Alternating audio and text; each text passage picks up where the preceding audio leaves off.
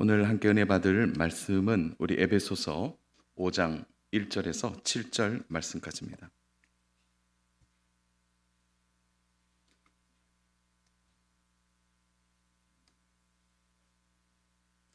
우리 에베소서 5장 1절에서 7절 말씀까지인데요. 오늘은 우리 3절까지만 보도록 하겠습니다. 우리 에베소서 5장 1절에서 7절 말씀 중에 우리 1절부터 3절까지만 함께 보도록 하겠습니다. 그러므로 사랑을 받은 자녀같이 너희는 하나님을 본받는 자가 되고 그리스도께서 너희를 사랑하신 것 같이 너희도 사랑 가운데서 행하라. 그는 우리를 위하여 자신을 버리사 향기로운 제물과 희생 제물로 하나님께 드리셨느니라. 음행과 온갖 더러운 것과 탐욕은 너희 중에서 그 이름조차도 부르지 말라. 이는 성도에게 마땅한 바니라. 아멘. 1절부터 7절까지를 두 번에 좀 나누어서 오늘은 2절까지만 좀 보고요. 3절부터 또 이어서 좀 보려고 합니다. 오늘 우리가 이 말씀을 좀 나누기에는 사실은 4장의 내용과 5장의 내용이 서로 깊이 연결되어 있습니다. 혹시 우리 4장의 내용의 전체적인 흐름들을 좀 살펴보면 5장을 들어감에 있어서 굉장히 우리가 어떤 이유에서 바울이 이렇게 사랑을 강조하는지를 좀 보게 되죠. 우리 4장에서 전체적인 주제가 뭐였습니까? 그것은 너희가 부르심을 받은 대로 거룩하게 살지라. 거룩함에 대한 부르심, 그 부분을 바울이 언급하죠. 그래서 1절부터 3절까지 첫 번째 우리가 그러면 그 부름에 거룩함에 합당하게 사는 것이 뭐라고 했습니까? 성령이 하나 되게 하신 것을 힘써 지키는 것. 그래서 그 공동체가 하나님의 사랑을 어떻게 실천하는가를 보려면 어떻게 하든지 하나 되려고 하는 공동체, 그 안에 바로 거룩한 하나님의 부르심이 증거된다, 이렇게 말하는 것이죠. 그래서 공동체가 건강한가를 들여다볼 때 그 중요한 기준이 그거죠. 그 공동체가 분열되어 있느냐, 어떻게 하든지 하나 되려고 힘쓰고 있느냐. 그래서 그 부르심에 합당한 것은 하나 되게 하신 것이죠. 이것은 가정의 범위도 포함이 되는 것입니다. 우리의 가정이 하나님의 부르심 앞에 합당하게 행하는 것은 부부가 하나 되고 부모와 자녀가 바로 하나됨을 힘써 지켜가려고 하는 그 복됨이 가정 속에 드러나야 하는 것이죠. 그래서 하나됨이 저절로 되지 않는다고 바울이 말하고 있지 않습니까? 저절로 되는 것이 아니죠. 그래서 바울이 언급했던 첫 번째가 모든 겸손과 온유와 사랑으로 서로 용납하기를 힘써라, 이렇게 말하는 것이죠. 그래서 하나는 저절로 되지 않는다는 거죠. 그 안에 겸손이 필요하고 또 사랑이 필요하고 또 그 안에 진정한 그 사랑의 실천을 오래 참음으로 나타내야 하는 것이죠. 자, 오늘 공동체가 이렇게 아픈 이유가 무엇입니까? 하나 되었지만 하나됨을 힘써 지키는 과정에서 겸손이 또 오래 참음이 용납함이 실천되지 않기 때문이라는 거죠. 희생하지 않아요. 오래 참지 않습니다. 또 겸손한 마음보다 자신을 더 드러내는 거죠. 자신의 주장을 더 많이 이야기하고 또 자신이 하고자 하는 일이 옳다고 여기는 그런 하나하나가 결국 하나됨을 깨트리게 되는 것입니다. 그러므로 바울이 우리를 거룩함으로 불렀다, 이렇게 불렀을 때 그 거룩함을 확인하는 방법은 하나 되려고 힘쓰고 있느냐, 그것을 먼저 보아라는 거죠. 또 하나가 무엇입니까?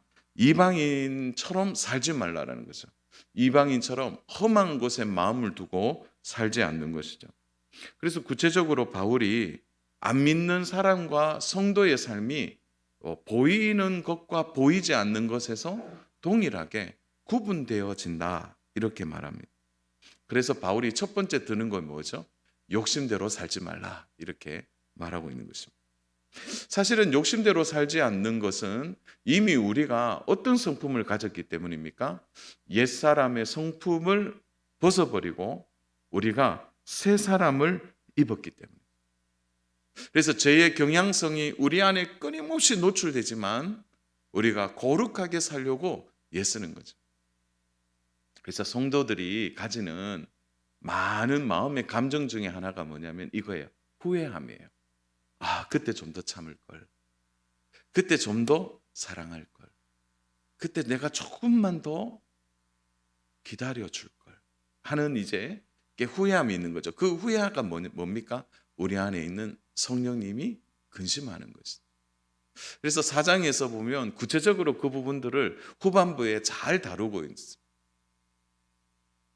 그래서 끊임없이 우리가 그리스도를 배우는 것이죠. 우리 한번 4장 20절을 한번 볼까요? 4장 20절. 우리 한 장을 뒤쪽으로 넘기면 4장 20절에 어떻게 얘기합니까? 오직 너희는 그리스도를 그같이 배우지 아니하였느냐. 절대적인 기준이 있다는 거죠. 그것이 바로 그리스도를 배우는 것입니다. 참 위로가 되지 않습니까? 배우는 학생이라는 의미죠. 그러니까 완전하지도 않고 온전하지도 않고 부족한 투성이지만 우리의 절대적인 기준은 변치 않는다는 거죠. 그래서 우리는 거룩하다 이렇게 말할 때 그저 내가 좀 더 그 사람보다 착하기 때문에 거룩하거나 내가 그 사람보다 좀 더 선행을 많이 하기 때문에 거룩하다고 말하지 않아요. 그 거룩함의 기준은 그리스도를 배우는 것이죠. 그리스도를 닮는 것입니다. 그래서 그리스도를 배우는 것은 끊임없는 우리 안의 자아와의 싸움을 이야기하는 거죠. 끊임없이 싸우는 거죠. 우리 오늘도 싸우지 않으셨어요? 아침부터 저녁까지 옛 성품과 새 성품이 계속 충돌하는 거예요. 오늘도 싸웠어요. 저도 오늘 이렇게 좀 마음이 오후 늦게 좀 불편한 게 하나 있었는데 그게 아니 교회 2주차장에다가 누가 그 입구에다가 차를 떡 대는 거예요. 못 들어가게. 그래서 전화기를 들었다가 놨다 계속 그랬어요. 막 미워하는 마음이 확 생기더라고요. 아니 교회 주차장이지 않은데 입구에다가 차를 똑 대는 거예요. 빠지지도 못하게. 그 마음이 이제 싸우는 거죠. 그래서 지나가다가 그냥 발로 한번 찰까? 이런 생각도 들었다가 하여튼 뭐 아니 너무 그거는 의도적으로 된 거거든요. 그래서 가만히 놔둬서 전화도 안 하고 이제 집에 가서 집에 이제 저녁에 잠깐 갔다가 오면서 하나님 좀 선한 방법으로 좀 해주세요 하고 왔는데 차가 없어졌어요. 그래서 그런 싸움들이 우리 안에 있는 거죠. 죄의 경향성과 또 거룩하게 살려고. 사랑하는 여러분, 우리는 좀 착하게 살기 때문에 거룩하다는 생각하시면 안 돼요. 내가 남들보다 선행 많이 한다고 거룩한 거 아닙니다. 우리의 거룩은 철저하게 그리스도를 배우는 거죠. 그러니까 그리스도를 배운다라는 의미 속에서 우리를 바라보니까 우리도 여전히 연약한 자라는 사실을 기억하는 것이죠. 자, 그렇게 하고 바울이 5장을 열었습니다. 그리고 바울이 그렇다면 한 걸음 더 우리가 나아가야 될 지향점이 무엇인지를 바울이 설명하고 있는 거죠. 자, 그런 맥락에서 오늘 우리 1절을 한번 들여다보면 좋겠습니다. 우리 1절 같이 읽겠습니다. 그러므로 사랑을 받은 자녀같이 너희는 하나님을 본받는 자가 되고. 자, 여기에서 단어 하나가 딱 눈에 띄죠. 그러므로라는 단어예요. 자, 그러므로라는 단어는 무엇을 받고 있는 거죠? 4장의 내용 전체를 받아서 그러므로 우리가 거룩한 부르심을 받았는데 그 부르심 앞에서 우리가 그러므로 어떻게 우리가 좀 더 거룩하게 살 것이냐, 여기에 대한 바울이 한 걸음 더 깊이 우리에게 권면하고 있다는 거죠. 그래서 바울이 이미 4장 20절과 24절에 한 번 더 언급했지만 또 한 번 언급합니다. 그것은 한번 따라서 할까요? 하나님을 본받는 자가 되라. 하나님을 본받는 자가 되라. 이렇게 1절에서 말하고 있는 거죠. 그래서 거룩함의 기준을 바울이 한 번 더 제시합니다. 그것은 하나님을 본받는 자가 되는 것입니다. 이것은 4장 20절에서 그리스도를 그같이 배우지 아니하였느냐, 그리스도를 배우는 것과 동일한 것이죠. 그것은 하나님을 본받는 자가 되는 것입니다. 우리 식으로 표현하면 이런 거죠. 하나님을 닮아가는 것, 이렇게 볼 수 있겠죠. 하나님을 닮아가는 것. 자, 그런데 여기에 우리의 질문 하나가 이제 생기죠.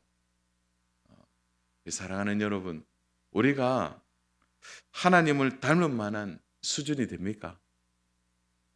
한번 답해 보세요. 우리가 하나님을 닮을 만한 수준이 됩니까? 참 이 부분에서 우리가 마음이 무거워지죠. 우리가 하나님을 닮는다. 이 부분은 사실 우리에게 많은 생각을 주는 거죠. 왜 그렇습니까? 왜 우리가 이 질문 앞에 네, 이렇게 답하지 못하는 것입니까? 그것은 우리 자신을 누구보다도 내가 더 잘 알기 때문이죠. 나 자신이 어떤 사람인지를 아는 것입니다. 그러므로 이제 하나님을 본받는 자가 되라라고 말하는 이 부분은 우리 편에서 생각하시면 안 돼요. 이것을 하나님 편에서 생각하라고 바울이 이 1절의 말씀을 열고 있는 것입니다. 하나님이 우리의 연약함을 모르실까요? 누구보다도, 나보다도 나 자신을 하나님이 더 잘 아는 것이죠. 우리는 하나님을 흉내내고 닮을 만한 인물이 못 됩니다.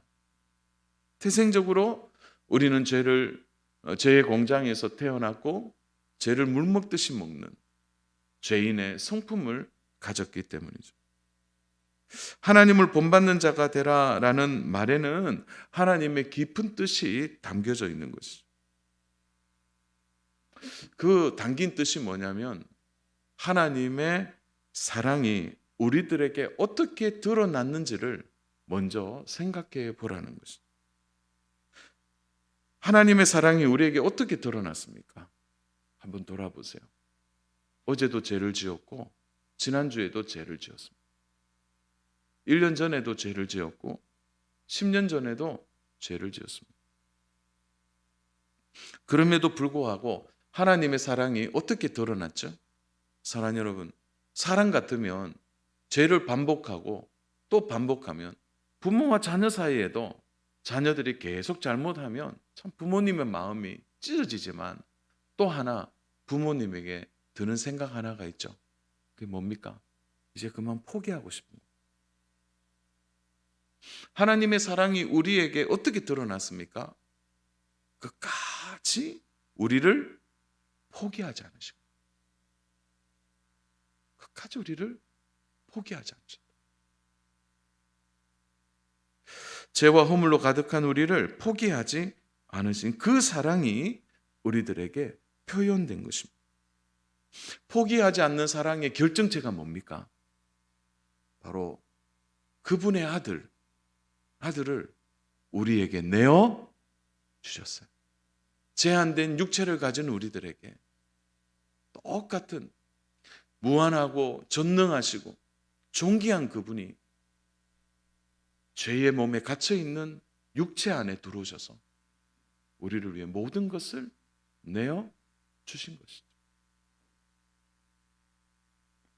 그러므로 하나님을 본받아라, 이 말은 무슨 의미냐면 하나님처럼 되어라는 의미가 아닙니다. 우리가 하나님처럼 사랑할 수 있을까 하는 것이죠.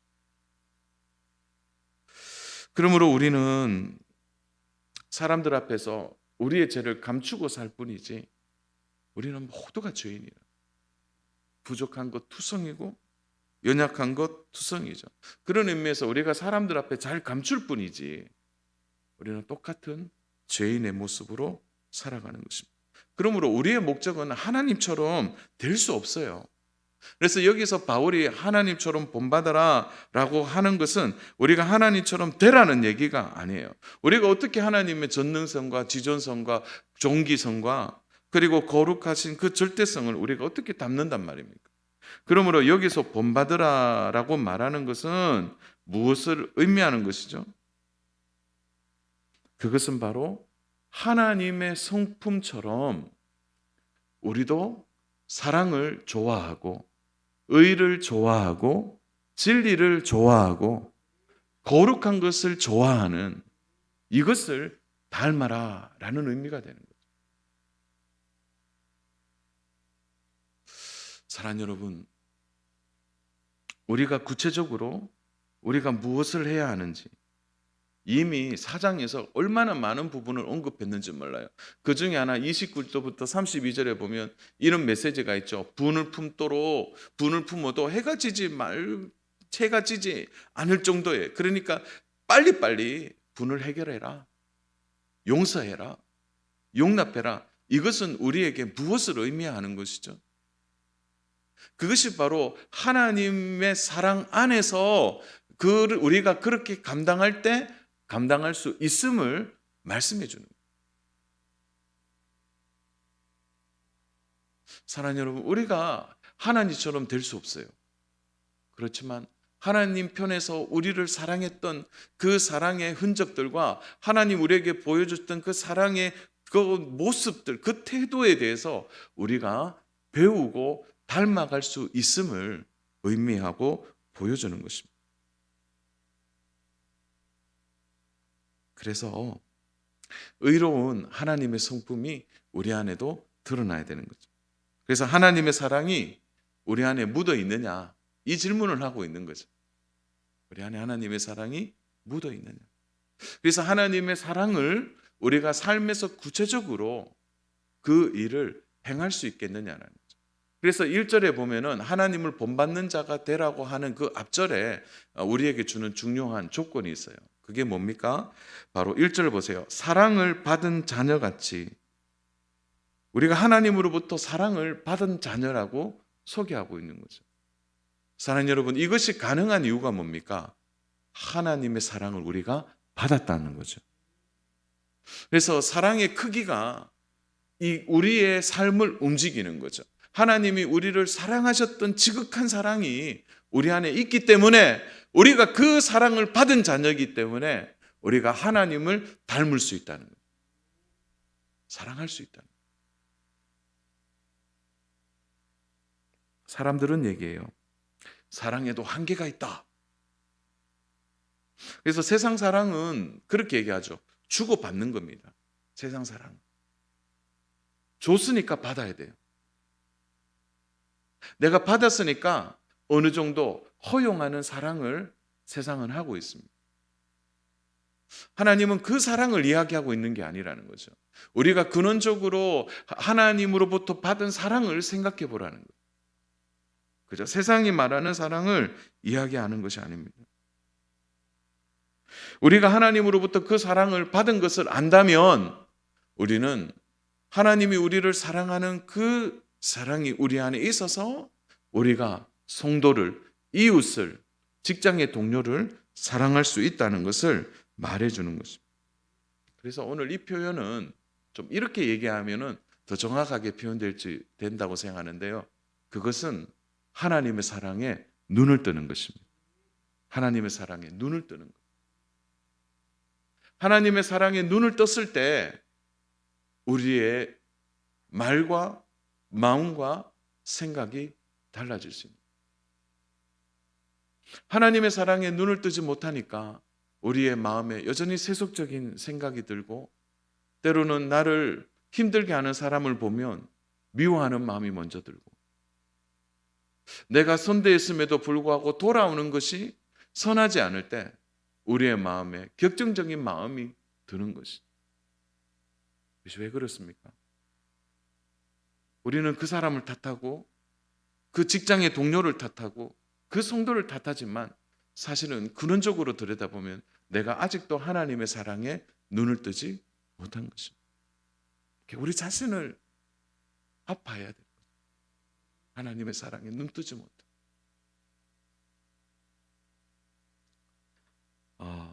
찬송가 90장 우리 참 좋아하는 찬양인데 1절에 보면 이런 가사가 있습니다. 주 예수 내가 알기 전 날 먼저 사랑했네. 그 크신 사랑 나타나 내 영혼 거듭났네.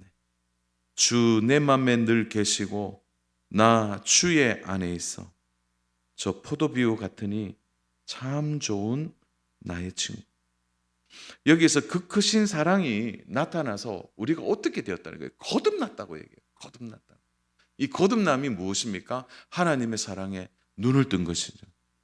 그 사랑을 생각하니까 용납할 수 있고, 그 사랑을 생각하니까 겸손할 수 있고, 그 사랑을 생각하니까 내 안에 있는 악독이 떠나가게 되고, 그 사랑을 생각하니까 진정한 용서를 내가 할 수 있게 되는 거예요. 오늘 우리 남 탓할 필요 없어요. 내가 그 사랑에 눈을 뜨지 못한 것입니다. 사랑하는 여러분, 혹시 평소에 내가 참 사랑이 부족하다 그렇게 많이 느끼십니까? 내가 사랑이 부족하다. 그래서 어떤 분들 그래요. 내가 원래 좀 성격이 차갑습니다. 이렇게 얘기하는 분들이 있더라고요. 제가 원래 좀 무덤덤한 성품입니다. 사랑하는 여러분, 하나님의 사랑이 선택적으로 좀 원래 성격이 차가운 분한테는 그래, 너 사랑 조금만 받아라. 너 원래 좀 차갑기 때문에. 그리고 너는 원래 조금 약간 냉소적이니까 그래, 이해해. 하나님의 사랑은 그런 것이 아니에요. 그래서 성경이 자주 표현하는 게 있죠. 하나님의 사랑이 부음받았다는 거예요. 그래서 에베소서의 말씀 1장 2장이 계속 이제 풍성하신 하나님의 사랑을 이야기하고 있지 않습니까? 주 안에 사랑하는 여러분, 오늘 우리 하나님의 사랑에 눈 떠야 합니다. 그게 정말 하나님을 본받는 자가 됩니다. 하나님을 닮아가는 거죠. 그 안에 모든 비밀이 있고 그 안에 모든 거룩이 거기서부터 출발하게 되는 것입니다. 바울이 이렇게 하나님의 사랑을 강조하는 이유가 뭘까요? 그것이 바로 우리에게 실제로 일어난 일이기 때문입니다. 우리 2절을 보십시오. 우리 2절을 같이 합독합니다. 그리스도께서 너희를 사랑한 것 같이 너희도 사랑 가운데서 행하라. 그는 우리를 위하여 자신을 버리사 향기로운 제물과 희생 제물로 하나님께 드리셨느니라. 하나님의 사랑이 강조되는 이유가 무엇입니까? 하나님의 사랑이 왜 강조되죠? 이유는 간단합니다. 자신을 버리셨기 때문입니다. 오늘 자신을 버리사, 이 말씀은 우리가 두고두고 묵상해야 될 말씀입니다. 자신을 희생하신 것입니다. 제물이 되어 하나님께 드려졌다는 거죠.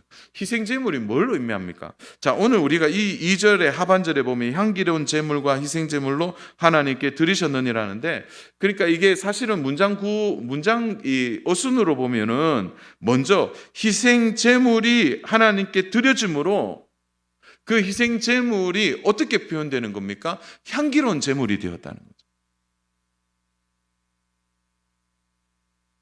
희생이 향기를 만들어내는 거예요. 자신을 버릴 때 자신이 그 안에서 버려지고 깨트려지고 부서지고 무너질 때 거기서부터 예수의 향기가 나오는 것입니다. 저는 어머니의 사랑을 참 위대하다 이렇게 보는 이유가 뭡니까?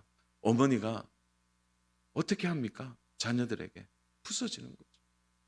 무너지는 것이, 깨어지는 것이. 저도 점점 나이가 들면서 확실한 진리 하나를 알게 되는데, 그건 뭐냐면 자녀를 이기는 부모가 없다는 거예요. 저도 자녀를 놓고 길러보니까 어느 정점에서는 내가 자녀를 좀 잘 이끌어가고 좀 그렇게 할 수 있겠다고 생각하는데 아니에요. 아니더라고요. 점점 자녀에 대한 사랑이 많아지니까 자녀에게 지게 되더라고요. 오늘도 오후에 한바탕 하고 왔습니다. 네. 오늘 오후에 좀 첫째 지금 영상으로 예배하고 있는데 너 얘기하고 있는 거예요. 너 얘기하고. 오늘 아빠랑 오늘 3차 대전을 하고. 그런데 제 마음에 그러더라고. 한참 이제 혼내고 난 뒤에 가만히 생각하니까 제가 그만큼 더 사랑하고 있다. 근데 사랑하면 이기는 게 아니더라고요. 사랑하니까 줘요. 지게 되더라고요. 하나님의 사랑 앞에 누가 고개를 들겠습니까? 그 하나님의 사랑의 절정이 뭡니까? 자신의 아들을 희생제물로 우리에게 주신 것입니다. 그 사랑이 눈을 뜨는 거죠. 희생제물의 특징이 뭡니까? 끌려가는 겁니다. 끌려가는. 자신의 권리와 이익을 주장할 수 있습니까? 이사야 선지자의 고백처럼 그는 도살장에 끌려가는 어린 양처럼 말을 하지 못한 자신을 드린 것입니다. 향기로운 제물은 그냥 나오지 않습니다. 우리의 사랑이 드러나려고 하면 한없는 자신의 깨어짐을 우리는 경험하게 되는 거죠. 버리지 않는 사랑은 향기가 나지 않습니다. 자신이 깨트려지는 거죠.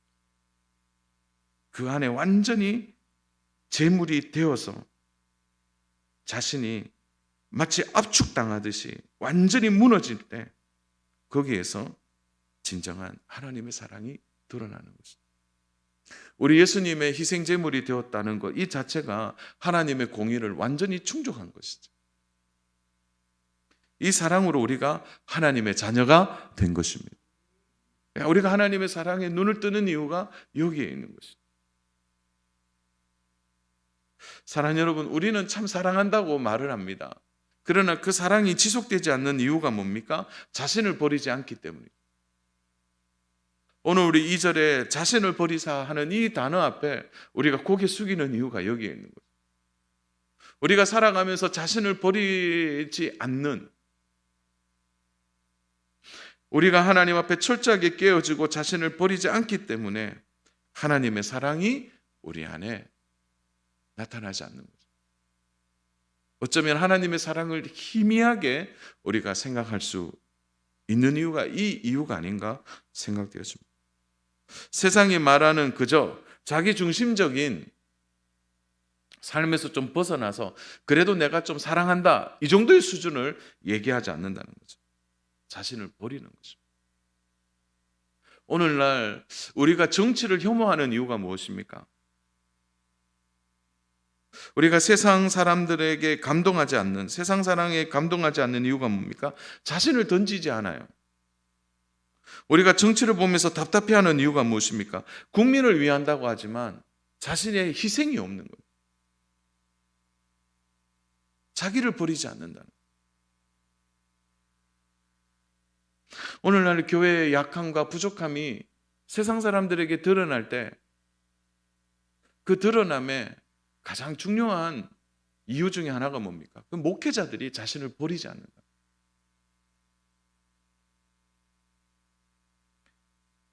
참 저도 이 앞에 자유롭지 못한 것이죠. 자기를 버리지 않는 것입니다. 오늘 교회 안에서 세상 사람들과 별반 차이가 나지 않는 이 사랑이 존재하기 때문에 세상 사람들이 교회를 보고 고개를 숙이지 않는 이유가 무엇입니까? 우리 자신을 버리지 않기 때문에. 주안의 사랑 여러분, 좀 전에 얘기했던 도전을 다시 드립니다. 우리 모두가 하나님의 사랑에 깊이 눈뜨기를 축복합니다. 하나님의 사랑에 눈을 뜨면 우리 자신을 버릴 수 있습니다. 그분이 하신 것처럼. 그것을 우리가 본받는 것입니다. 또 하나 하나님의 사랑이 우리에게 어떻게 나타난 것입니까? 우리 2절을 보면 너희를 사랑한 것 같이 라는 이 단어가 2절에 나오는데요. 이 너희라는 말 속에서 하나님의 사랑이 차별이 없음을 봅니다. 너희라는 이 단어는 하나님은 조건이 없다는 거죠. 누구라도 사랑하신다. 구분짓거나 차별하거나 분리하지 않는다. 그래서 예수님의 사랑을 이야기하면 두 가지를 얘기할 수 있어요. 첫 번째, 자신을 버리신 사랑이고, 두 번째 사랑은 뭡니까? 조건 없이 나를 받아주셨다는 거예요. 조건 없이. 나의 부족함이 드러남에도 불구하고 나를 받아주셨어요. 나의 행적이 못됐지만 나를 받아주신 거예요. 여전히 죄를 물먹듯이 먹는 나의 태도도 있음에도 불구하고 정말 나를 받아주신 것입니다. 차별하지 않고 비교하지 않고 우리를 받아주신 것입니다. 사랑하는 여러분, 우리는 참 본능적으로 내가 받을 사람과 받지 않는 사람을 구분합니다. 때로는 그 사람에 대하여 조건을 따지기도 하죠. 저 사람하고는 내가 좀 교제해도 되겠다. 저 사람하고는 내가 좀 교제하는 것이 어려울 것 같아. 우리의 사랑에 이미 우리는 기준을 갖고 있는 것을 보게 됩니다. 너희를 사랑한 것 같이 여기에는 모든 것에 있어서 나를 받으심을 의미하는 것입니다. 사랑하는 여러분, 사람도 알아요. 저 사람이 나를 받는구나, 나를 받지 않는구나라는 것을 압니다. 교회 안에서 우리가 다 부족하지만 하나, 이것만은 우리 성도분들과 저도 하지 말아야 되는 거예요. 그건 차별하지 않는 거예요. 차별하지 않는 거예요. 누구라도 받아주어야 합니다. 나를 받으신 예수님을 보아야 합니다. 나의 부족함에도 불구하고 예수님이 문을 열어주셨어요. 나를 받으신 것입니다. 나 같은 자도 예수님 받아주셨는데 우리가 신앙생활하면서 못 받을 사람이 어디에 있겠습니까? 교회 공동체 안에서 누구는 받고 누구는 안 받는 그런 비극이 없어야 돼요. 저는 우리 농공교회에서 제가 목회를 하면서 이 부분에 있어서 다시 한번 우리가 혹여나 내가 받는 사람이 있고 받지 못하는 사람이 있나, 내가 좀 차별하는 사람이 있나, 우리 자신을 냉정하게 좀 돌아보는, 그래서 하나님의 사랑에 눈을 떴을 때 한없이 내가 부끄러워지고 내가 그렇게 구분했구나, 분리했구나, 내가 그렇게 차별했구나, 그런 마음이 떠나가야 돼요. 교회 안에 일어나는 많은 상처들이 어디에서 일어납니까? 예수님과의 관계에서 일어나는 게 아닙니다. 대부분의 상처는 성도와 성도 사이의 말로 인해서, 행동으로 인해서 보이지 않는 마음이 드러나서 차별함을 통하여 나타나는 거죠. 사랑하는 여러분, 우리는 너무 자주 조건 앞에 무너집니다. 자신만의 기준을 갖고 있는 거죠. 그래서 조건 없이 보는 것이 얼마나 어려운지 저도 잘 압니다. 그러나 우리는 나를 받으신 예수님을 생각해야 합니다. 너희도 너희를 사랑하신 것 같이, 너희를 사랑하신 것 같이 조건 없이 우리를 받아주신 그 예수님을 생각한다면 우리가 못 받을 사람이 어디에 있겠습니까? 사랑하기를 조건 없이 받아줘야 하는 거죠. 부족합니까? 연약합니까? 그럼 기다려줘야죠. 연약하다면 내가 그를 비난하고 비판하기 전에 내가 그를 어떻게 도와줄 수 있을까를 생각해 보는 거예요. 그런 사랑의 풍성함이 교회 안에 풍겨날 때 내가 희생제물이 되고 나를 드리고 나를 기꺼이 버리게 될 때 거기에서 향기로운 제물이, 향기가 공동체 가운데 전체 나타나는 은혜가 있을 줄로 믿습니다. 사랑하는 여러분, 말씀을 정리합니다. 평생 우리가 신앙생활을 제대로 하는 시간이 많잖아요. 자, 지난주에 책을 읽어보면서 그렇더라고요. 우리가 연수가 한 80 된다 이렇게 말했을 때 우리의 신앙의 전성기가 있대요. 전성기. 그 전성기가 몇 년일 것 같습니다. 세게 달리면 30년이래요. 기본적으로 20년입니다. 좀 내가 성숙해지고 내가 좀 힘을 내어서 이 정도면 내가 좀 교회를 섬기게 되겠다, 내가 좀 열심히 성도들을 섬길 수 있을 때 나이가 40이라고 따져도 20년이면 60이에요. 조금 더 달리면 70입니다. 길지 않습니다. 사실 사랑을 배우고 사랑을 받고 사랑을 느끼는 나이가 이제 40 전이라 그러면 길지 않습니다. 우리는 그 짧은 기간 속에 직장도 가야 하고요. 그 짧은 시간에 가정도 꾸려야 되고요. 자녀들도 양육해야 합니다. 더 많은 것을 할 수 있을 것 같지만 많은 것에 제한을 당하는 연수를 우리가 살고 있는 거죠. 이렇게 길지 않는데 자신을 버리는 일 없이 우리가 어떻게 사랑할 수 있단 말입니다. 나보다 부족한 성도가 눈에 보이는 시기도 그렇게 길지 않다는 거죠. 사랑하는 여러분, 그래서 참 사랑할 시간도 많지 않는 것 같아요.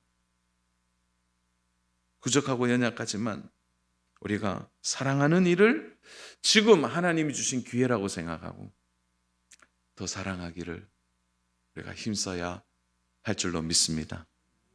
우리 성도를 받는 일을 기뻐하십시오.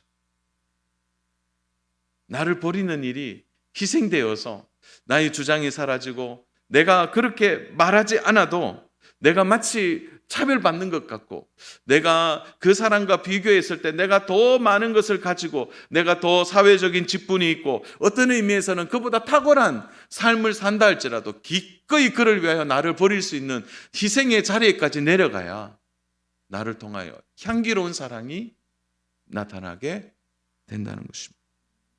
사랑하는 여러분, 부족한 성도가 보이십니까? 그를 비난하기 전에, 비판하기 전에 어떻게 도와줄지, 어떻게 그를 섬겨야 할지 그것을 생각하고 기꺼이 섬기려고 할 때 그제서야 우리가 하나님의 사랑에 눈을 뜨게 되는 것입니다. 그것이 바로 하나님을 본받는 자의 복된 모습이 우리 안에 드러나게 되는 것입니다. 사랑하는 여러분, 선한 마음으로 이런 준비가 우리 안에 있기를 주님의 이름으로 축복합니다. 코로나 2년 동안 너무 고생했습니다. 좀 돌아보니까 저는 지난 월요일, 그러니까 월요일이죠. 마스크를 벗는다고 해서 너무 기뻤습니다. 그래서 월요일 아침에 눈을 딱 뜨고 새벽기도 나오는 그 순간부터 나 야외 나갈 때 마스크 벗고 나가야지. 그렇게 생각을 하고 이제 새벽에 새벽기도 마치고 이제 집에 가서 제가 이제 하는 일이 있어서 그 사람들이 많은 곳에 나갔어요. 아무도 마스크를 벗지 않고 있는 거예요. 그래서 마스크를 한번 용기 있게 딱 벗는 순간에 제가 한번 벗어봤어요. 그러자 수많은 시선이 저를 향하여 벗지 마라, 벗지 마라. 그런 눈으로 바라보길래 제가 어느 순간 마스크를 올리고 있었어요. 그 시선이 정말 무섭더라고요. 무언의 시선. 제가 그때 생각해 봤습니다. 교회 공동체 안에 사랑의 무언이 흘러가는 게 아니라 내가 너보다 나은데 내가 그래도 너보다 더 똑똑한데 혹여나 그런 무언의 차별과 그를 받아주지 않으려고 하는 분리와 구분이 우리 공동체 안에 혹시 흐르고 있지 않는지를 깊이 생각해 보았습니다. 사랑하는 여러분, 우리의 따뜻한 시선과 사랑의 눈을 뜬 성도들이 곳곳에서 그 사랑을 표현하고 실천하게 된다면 우리 공동체가 얼마나 따뜻하겠습니까? 이런 사랑의 공동체가 되어 그 안에 진정한 거룩함이 드러나고 사랑하기를 힘쓰고 사랑 안에 날마다 눈을 뜰 때 우리 공동체가 하나님이 원하시는 하나됨을 힘써 지키고 깊은 거룩함이 성도의 교제 안에 풍성히 나타날 때 그 사랑이 주고받아지는 은혜 속에서 풍성하게 드러나 회복과 치유와 성도의 진실한 교제를 통해 세상 속에서 성도의 아름다운 삶이 온전히 드러나서 하나님의 기쁨이 되고 그 사랑을 통해 세상을 향하여 하나님의 사랑을 증거하는 저와 우리 복된 귀한 성도 모두 되시기를 주님의 이름으로 축복합니다.